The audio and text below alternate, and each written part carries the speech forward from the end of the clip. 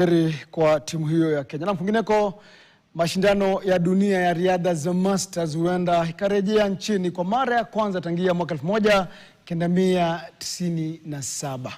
Na rais wa mashindano hayo nchini Rose Tatamuya amesema kwamba kutokana na uwiano kati yao, Wizara ya Michezo na wadau wengine wataomba wenyeji wa mashindano hayo kwa mara ya pili tangu kuanzisha kwake mashindano hayo.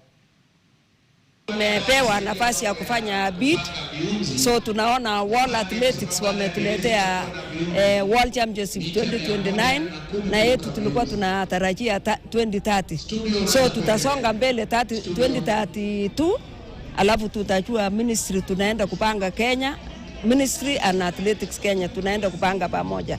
Yes, tuko possibility, najua na imani ya kwamba watanipatia kwa sababu imekuwa tu South Africa wamefanya kitambo sana, lakini saa hii Kenya vile ni powerhouse. Katika Afrika itakuwa Africa wamehost ya mara ya pili, na pia tumekuwa tukienda sana huko nje, na si tumesema pia hii kitu ikuje nyumbani, na mimi najua